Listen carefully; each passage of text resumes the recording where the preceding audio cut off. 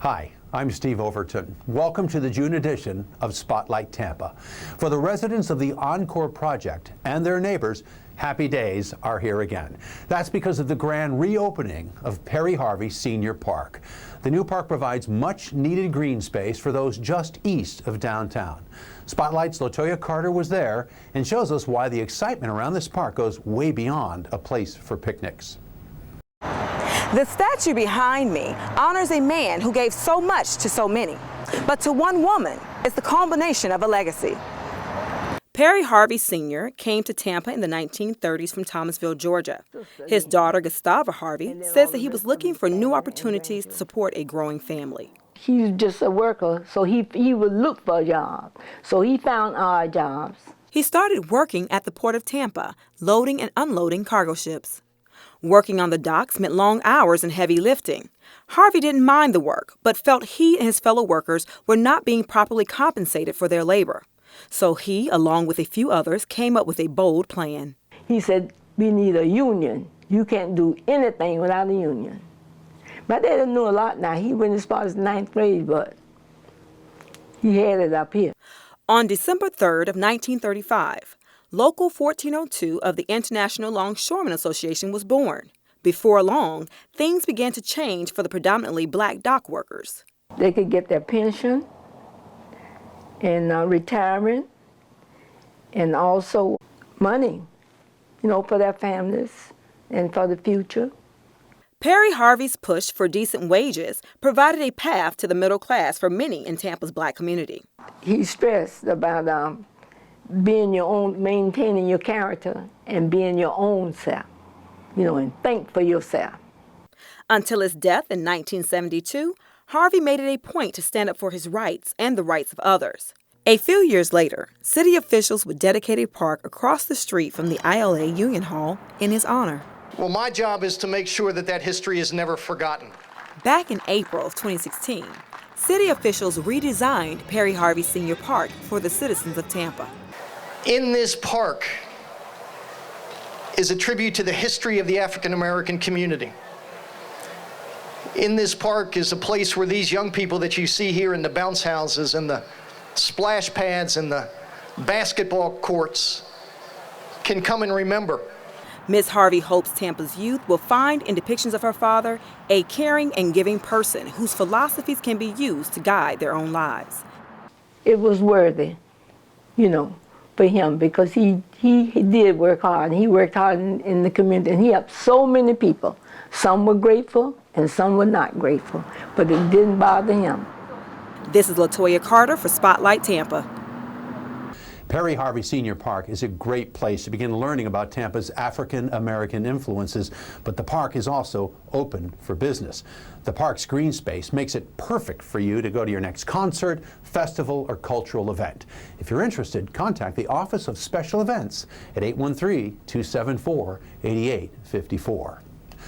The craft beverage industry is sweeping the nation. Craft breweries are popping up all over the Tampa Bay region. The rise of locally brewed beer has helped other homegrown beverage makers to see that there is a market for their products too.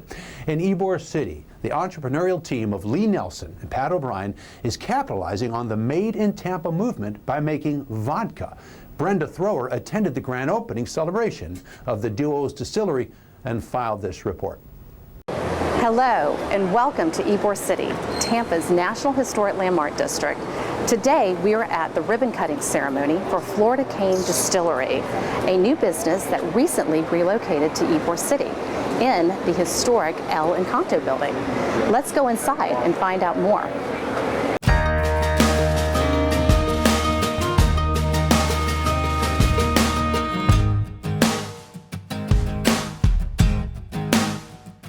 I was brewing beer in college.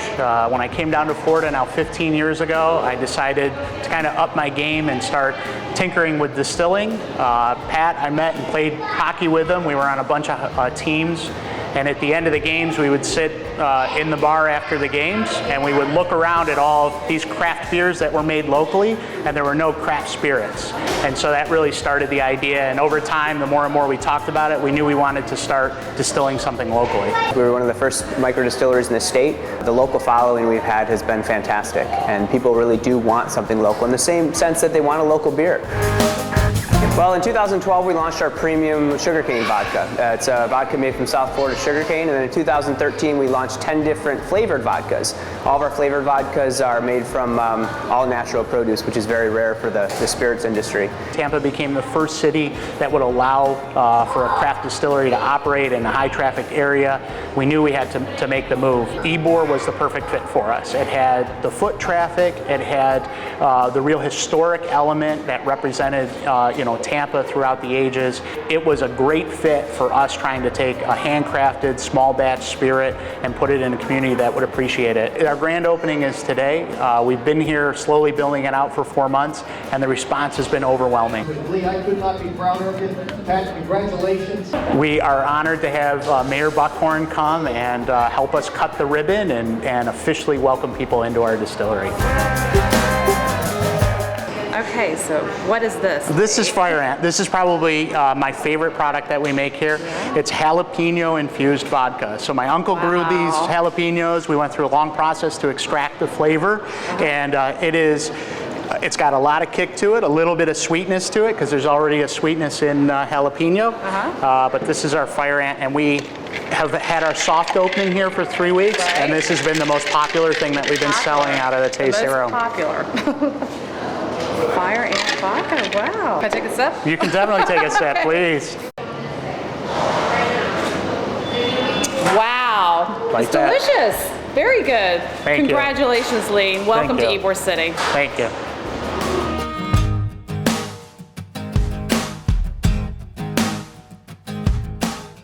The Florida Distillery Premium handcrafted micro-distilled vodka has a taste that many of you may want to try.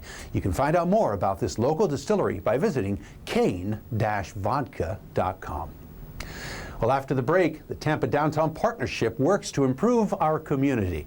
We'll see some of the many things they do right after this.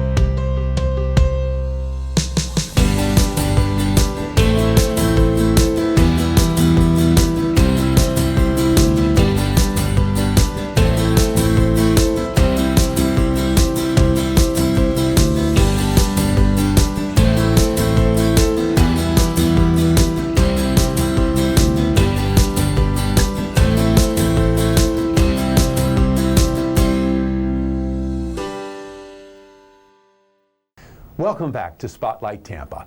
The Tampa Downtown Partnership has been making our city a great place to live, work, and play for almost 30 years. But just what does the partnership do? Let's go to Executive Director Christine Burdick to find out. Hi, I'm Christine Burdick, and I'm the President and CEO for the Tampa Downtown Partnership. We are a nonprofit membership organization that serves as the steward of Tampa's downtown. Our programs and initiatives cultivate Tampa's vibrant live, work, play downtown environment. Those include clean and safe programs, transportation initiatives, public space activation, marketplace, business support, advocacy, and marketing. Many people know the partnership for our clean and safe team. Tampa's Downtown Guides are street ambassadors providing 7-day-a-week service, which includes free standard motorist assistance. If you're in downtown and find yourself with a dead car battery or flat tire, all you have to do is call 813-267-2220 and a guide will be on their way to assist. The other half of our street team, the Clean Team, collects more than 200 tons of trash a year, cleans and pressure washes sidewalks, and reports safety issues, among other things. Transportation is currently our #1 priority, and so we are excited to bring 2 new services to downtown Tampa this year. The newly launched Zipcar car share program with 4 strategic locations that will allow downtowners access to a vehicle without the hassle of owning a car. And to address short-distance trips within downtown, the partnership is getting ready to launch an on-demand shuttle. It will be a free app-based service employing electric vehicles. As we near our 30-year anniversary this June, we will continue to provide our daily services and work on some exciting projects, such as our enhanced December holiday experience in Curtis Hickson Waterfront Park and downtown Tampa. To keep informed about downtown events, programs, businesses, development, and how to get around, visit our website at tampasdowntown.com. Next time you see one of the downtown guides or a member of the clean team at work, give them a smile and a wave and let them know you appreciate what they do for our downtown. Skaters in Tampa have a new place to ollie, kickflip, and grind. The skate park in downtown Tampa, or Bro Bowl 2.0, is now open. It's part of the 11-acre redesign of Perry Harvey Senior Park, and the grand opening kicked off in quite a unique way.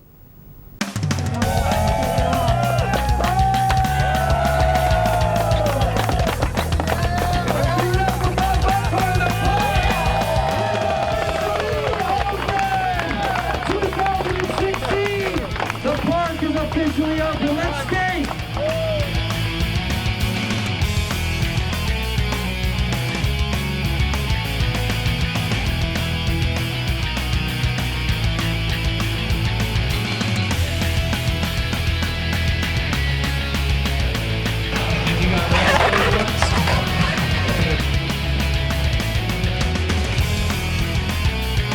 You see these kids that are out here, you see generations of people that have skated at the bowl, now have a magnificent skate park. It's free, it's open to the public. We're going to grow another generation of skaters, and the city is really proud to have done this. And this is a gift to all the skateboarders in Tampa. You know, this was a process that took a while, that was complicated, but ultimately we were able to preserve the bowl and recreate it exactly as it was before. In the skating world, there are only 4 of these bowls around the country. So we were able to recreate this, rebuild it, and add a whole new skate park for all of the modern tricks that the bowl didn't allow them to do. It was a long journey through the moving of the bowl, preserving it, building it differently. But at the end of the day, everybody who wanted the bowl exactly like it was, it turned out amazing. There's a free street course, you know. I mean, there's a beautiful street course next to the Bro Bowl, so it couldn't have turned out, you know, any better. The beautiful backdrop of the city, it's just a great asset to our urban community that's underway. Our job was just to kind of just be a voice for skateboarding, to still keep it free, open to the public, no fences, no pads. It's absolutely amazing to be here at the new park. The combination of, you're allowed to park and there's a place to park your car, that's a great context in itself. And benches, sidewalks, barbecue, street course, bowl. I mean, this is amazing. It's really cool.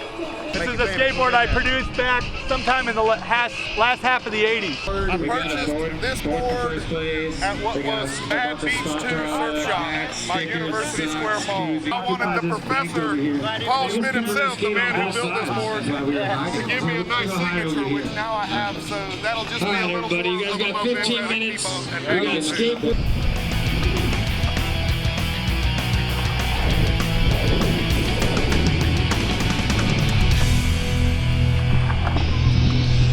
It still works.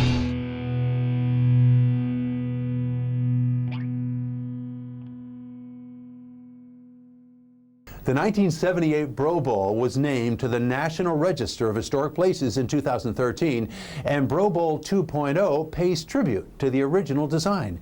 It's located on the north end of Perry Harvey Senior Park.